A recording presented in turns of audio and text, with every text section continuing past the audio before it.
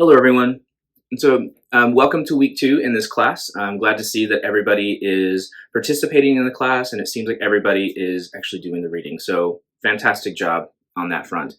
In this video, I do want to talk about a couple of things that I mentioned in this week's announcement. And the first is I want to address some potential confusion that I may have created in regards to Finch and the Romantics. So, Anne Finch is a poet who was writing during the late 17th century, so around like 1680s, 1690s. So she is not technically considered a romantic, but I tend to include her with the romantics, mostly because her sensibilities or the themes within her poems tend to lend themselves to romantic poetry. So technically she's not considered a romantic, but these terms that we use in academia, like romantic literature, Victorian literature, all those things, or even like modern and postmodern literature, they're generally used just as useful guides to help us organize and categorize literature that has similar ideas or expresses similar themes. They're not really hard and fast rules as far as when one type of literature began and another type of literature ended. And so Anne Finch was kind of in that transition period from the early modern period or the Renaissance period into essentially like the Romantic period in English literature. And so, and that's typical for most artists. Even though as scholars, we like to have everything categorized and put people into lists and things like that just because it helps us with organization. When it comes to just artists, there's a lot of overlap between ideas. And so, but I just wanted to stress that technically Finch is not considered a romantic. However, a lot of her ideas are very similar to, or they precede, romantic poetry. Now, I've noticed in quite a few of your journal responses that students kind of were confusing terms romantic with a little r and romantic with a big R. Those are two very different terms. So romantic with a big R is a proper noun, and it refers to the period or the literary period called the Romantic period. And it refers to a collection or a group of artists and philosophers who shared similar themes or similar ideas about nature, about humans, and about society in general. Romance or romantic with a little r usually refers to just essentially desire, sexual attraction, or the desire for people to essentially become partners with one another. And it usually refers to essentially like romantic love.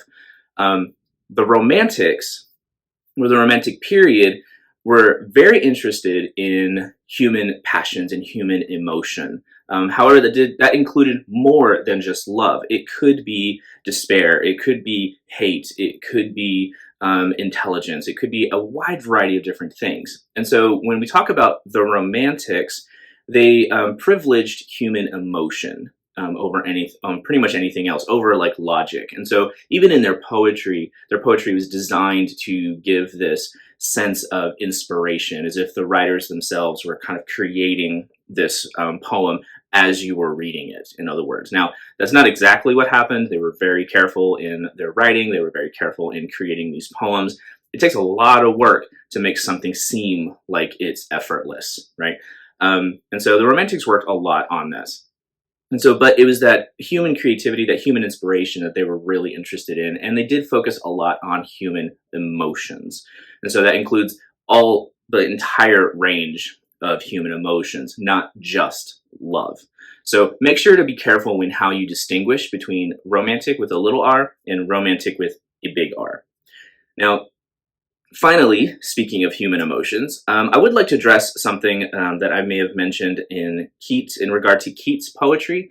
And I've said in my presentation that Keats's poetry usually found pleasure in pain. Now, that phrase, pleasure in pain, doesn't mean what students typically think it means. Now, students, when I've seen in the past, when they try to describe pleasure in pain, they typically think of like that pain leads to pleasure. Like, for example, you may have an experience in your past and it created the situation that you are now currently in. So even though something was painful in the past, you now see what its benefit to your current status. That is not what I mean.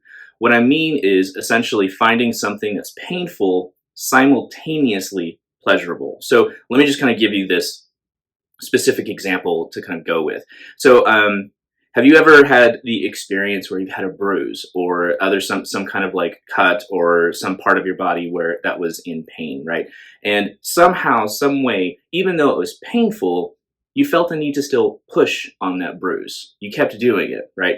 There was something somewhat pleasurable about the experience that you were feeling as you pushed upon that bruise. That's what I'm referring to when I talk about Keats finding pleasure in pain. He's talking about how the experience where we may find something that's painful simultaneously pleasurable. So the other kind of example that I can give comes from a specific song, and I'm so sorry. While I'm recording this video, I seem to not be able to remember the song, but there's a lyric that says you can find um, um, that you can be addicted to a certain kind of sadness, right? And this can happen too sometimes with people who experience depression, where they get so used to essentially their feelings of depression that they actually are afraid of essentially being happy, right? Because they have no idea what to do with it. The depression and the sadness become so a part of their identity that getting rid of it would be like essentially like removing a limb, right? Or just basically completely removing your brain. We don't know what it's going to be like. And so people oftentimes find being locked in that kind of depressive episode a lot more pleasurable, a lot more pleasant than necessarily leaving it, because leaving it would be putting them in a position where they're unfamiliar with those feelings and those expressions, and that can oftentimes be painful, right? So, in that sense, so that's what I'm referring to when it comes to Keats finding pleasure in pain. He's finding a painful experience simultaneously pleasurable, as if he was like pushing on a bruise and he just continued to push on it because he actually enjoyed the sensation. And this does actually coincide with what neurologists now have found is that our brains, the pleasure centers, the centers of our brains that recognize pleasure, and the ones that recognize or signal us to pain, are actually very close together. They're almost like even intertwined. And so remember, when it comes to feeling physical experiences, that it's essentially your brain interpreting signals that are coming from from your body. And the brain may actually get confused. It may find something that's painful and might give you a pleasurable experience in that. And so there's a lot of overlap between those. And so what I find interesting about Keats is that he explores that overlap in his poetry. He explores how you might find something that is horrifying or even painful, and you might find some way, might simultaneously experience pleasure from that moment. Another kind of example, just to kind of provide one final example for you all, is essentially the pleasure you might feel watching a horror movie, right? There is a certain kind of pleasure that comes from being scared, right? And especially if we're being scared within a safe environment. Otherwise, why would we go to these movies that essentially like terrify us? And I understand that some people may not want to go to them, and it's perfectly fine. But a lot of people do, and a lot of people find them to be incredibly entertaining.